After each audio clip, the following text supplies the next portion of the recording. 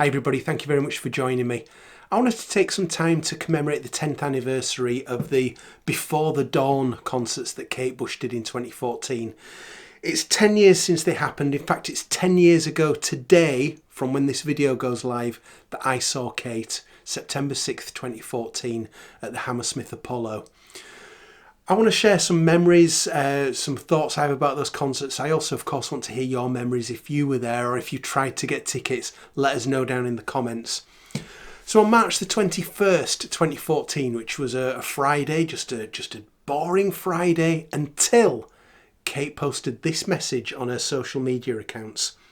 I'm delighted to announce that we'll be performing some live shows this coming August and September. I hope you'll be able to join us and I look forward to seeing you there. We'll keep you updated with further news on the website. Meanwhile, all details of concert dates and tickets are in the note below. Very best wishes, Kate. Wow, this was incredible. Nobody saw this coming. I was way too young to have gone to see Kate in 1979, which was the only other series of proper concerts she'd ever done. And I want to hear from anybody who got to see her in 1979 as well. Let us know about that. And I'd never really thought of Kate as being somebody who was on that list of people I want to see. And that was only because I didn't think it was a realistic thing to have her on that list. You know, at the time, that list was people like Radiohead, Brian Wilson, Supergrass and a few others. I've still never seen Radiohead, actually. But Kate wasn't on that list because it just didn't seem feasible. There seemed to be as much chance of Kate going out on tour as there was, you know, dare I say, John Lennon. You know, it ain't going to happen. So this was a real shock. I'd managed to dig out a couple of social media posts that I put out on the 21st of March when this was announced. First of all, on Facebook, any plans I might have had for August and September now officially out the window. A ticket to see Kate Bush live must now be the absolute #1 priority. Kate Bush live! Couldn't believe it.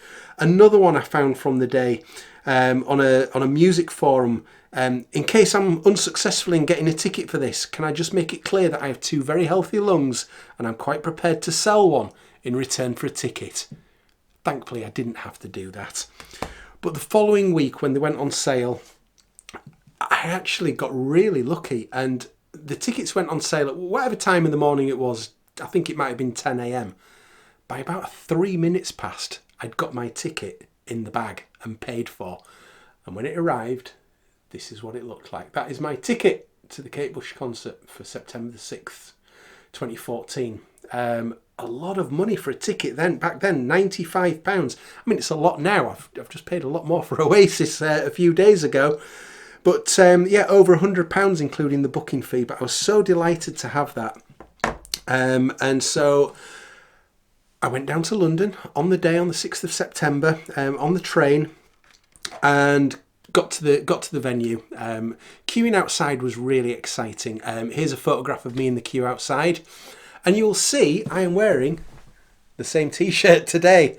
Yeah, it's 10 years is nothing for a t-shirt for me. I've got t-shirts that are 30 years old that I'm still wearing. So I was in that queue and it was such an exciting queue because you could tell that everybody else there was almost like in a bit of a state of shock as well. Of like, this feels like it's actually happening. We're going to see Kate Bush.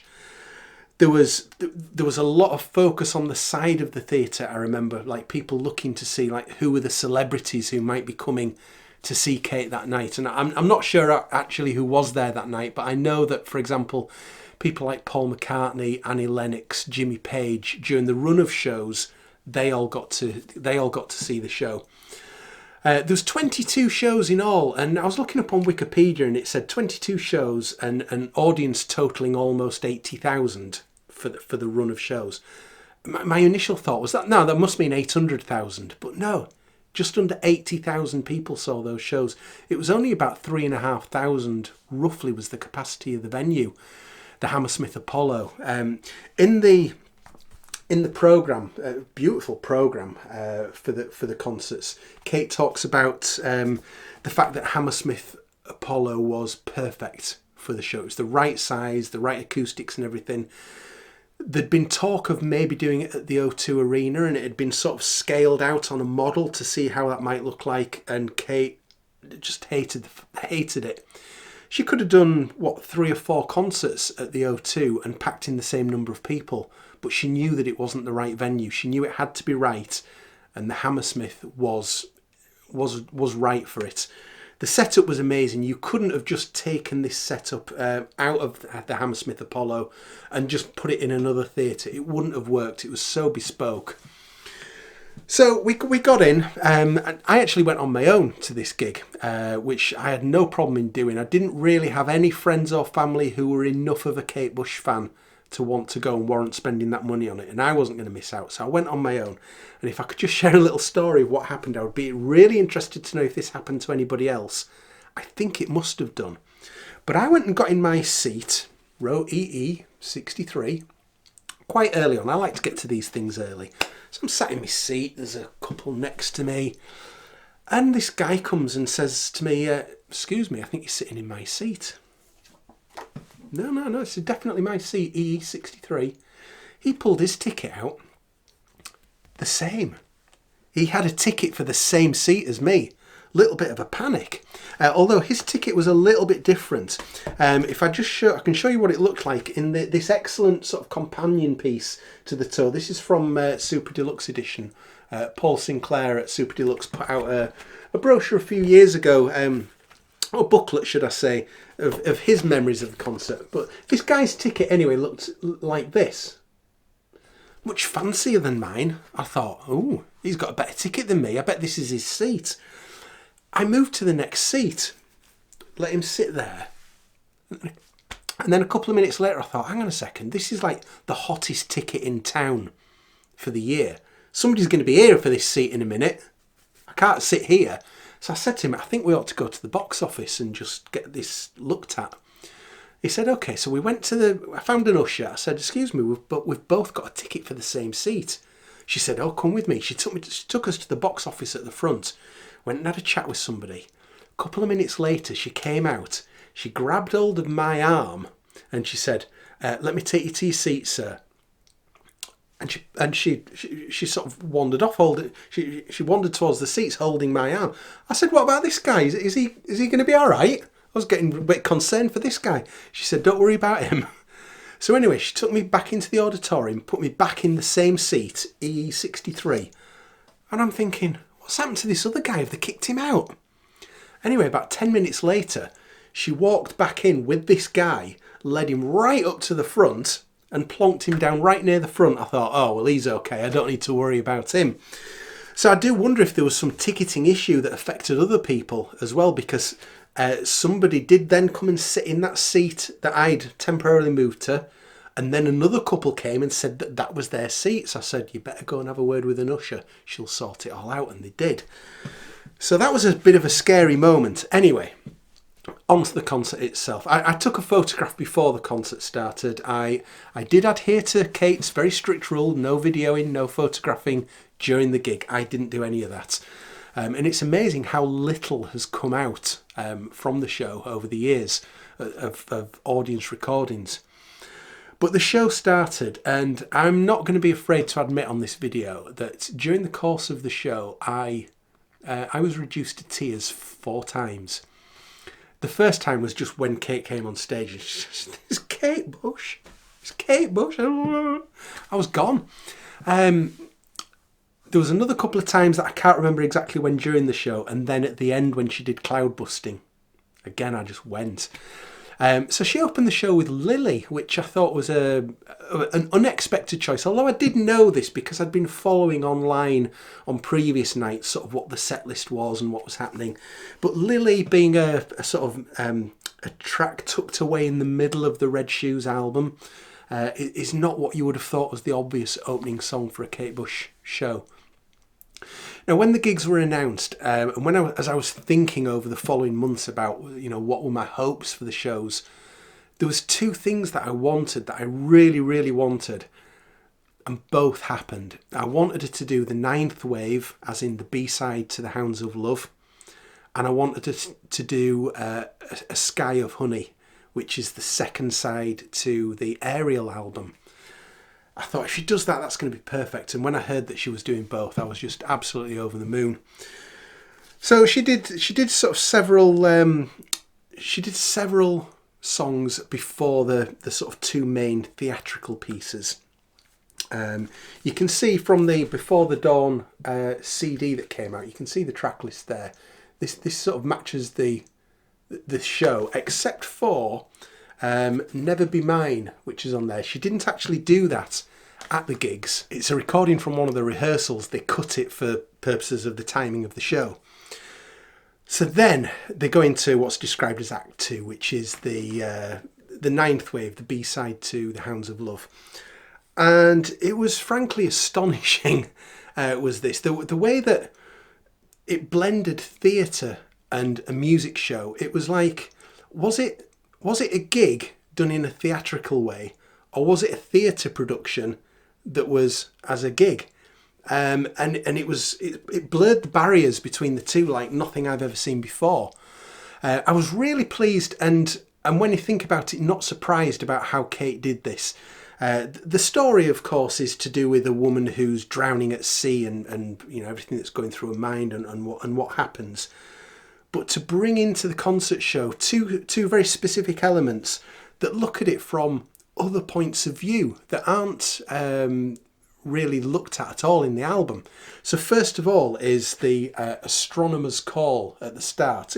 It's quite cheesy. The voice acting didn't sound brilliant, to be honest, but it was basically somebody phoning the Coast Guard to say, I think somebody's in distress, and struggling to get across the urgency of the situation to the Coast Guard. So that was interesting. Like I say, you're looking at it from this other point of view. It's not just this story about the woman drowning at sea. You know, other people witness it. What's their story? You've then got partway through, it goes to, it says, Watching Them Without Her, as it's called on the soundtrack album. And again, that's something that's not looked at on the Hounds of Love album, is, you know, here's a woman who's drowning at sea, but she's probably got a family. Well, here is that family. They haven't got a clue what's going on. They're just at home. They're talking about cooking the tea, watching the football on the telly, without a clue as to what's going on to the wife and mother of the family. So I thought that was really great of Kate to look at it from those other angles. But yeah, the theatricalness of this, unfortunately, there's very few photos to be able to show you. There's probably some in this, I think there's some in here, in this tour programme. There are some photographs which would be sort of from the rehearsals. Obviously they were giving this out, well, selling you it at the door, so these were taken from rehearsals rather than actual shows. So yeah, really incredible that. And then at the end of that section, that was when the interval came, and all these thousands and thousands of pieces of paper fell from the roof, almost like a sort of a ticker tape parade. And a lot of them immediately got trampled on, they got beer spilt on them, they were a right mess. But I was then going round during the interval. I'm determined to find a really good one of these, and I got one. And here it is. So this is a very, very thin piece of card. There was thousands of these came down from the sky, based on the ninth wave. So here it is, wave after wave, each mightier than the last, till last a ninth one, gathering half the deep, and full of voices slowly rose and plunged, roaring, and all the wave was in a flame. So that remains in great condition, kept inside my tour programme. So really, really happy to have kept that as a little souvenir of the show. The second half then is A Sky of Honey, which is the second side of Ariel. Again, it was that thing that I really hoped that she would do. So you've got the set list there. Again, it largely matches the structure of the album version. But what you have got in here is an extra song called Tawny Moon. So Kate's son Bertie was very, very prominent in this concert, and I know that caused some fans weren't particularly happy about him being there. I was, because Kate was very upfront about the fact that without his support and urging, she would never have done these shows. They wouldn't have happened. So I thought it was really appropriate that he was part of it. He was in the section during the ninth wave, the bit of the watching her without watching them without her. He played the son in that, and then he played the painter. Rolf Harris, not surprisingly, unavailable to reprise his role. So Bertie did it, and again I was really pleased to see him do that, and he sang Tawny Moon. Not an amazing song, but it fits the structure of the show.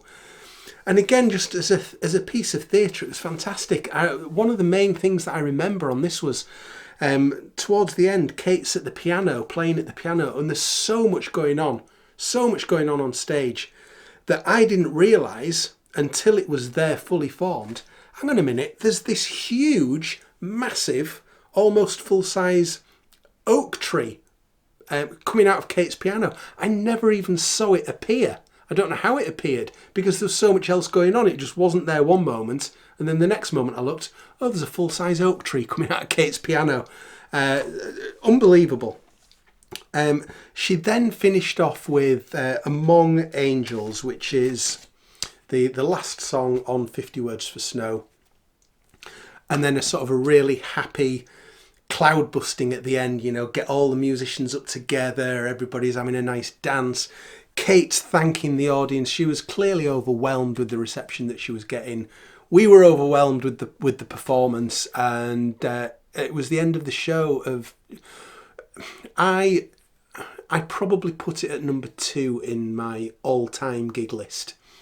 I think U2 Zoo TV at Roundhay Park in 1993 in Leeds will forever be my number 1. I don't think anything's ever going to beat that. This was better in some ways because of just the sheer shock of the fact it happened. But I think objectively, looking at it as a gig, it's number 2 gig for me of all time. So pleased to have got a ticket. I can't believe it's been 10 years. It's a real shame that we've never had the concert film of it. It's known that probably, I think about 10 days after I was there, I think it was 2 shows that were filmed with the intention, or hope presumably, of releasing that on DVD, Blu-ray, streaming, whatever.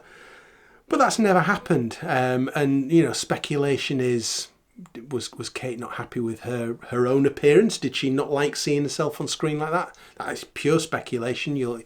I doubt you'll ever get a comment from Kate on that. But that is such a shame, especially when there's so many people wanted to go who didn't get a chance to see it. It would be great for them to get a chance to see it as close up as they can, and for those of us that were lucky enough to be there to have relived it. So I really hope that happens one day. We have fortunately got this, and you know, even this album might not have happened, so I'm glad that we've at least got that as a memory. So yeah, a fantastic night. Tell us what your memories of Kate Bush Before the Dawn concerts are down below. Would love to hear from you. Will it ever happen again? I doubt it, but then on the other hand, she might announce it tomorrow. You never know. Thanks for watching. I'll see you again soon. Bye.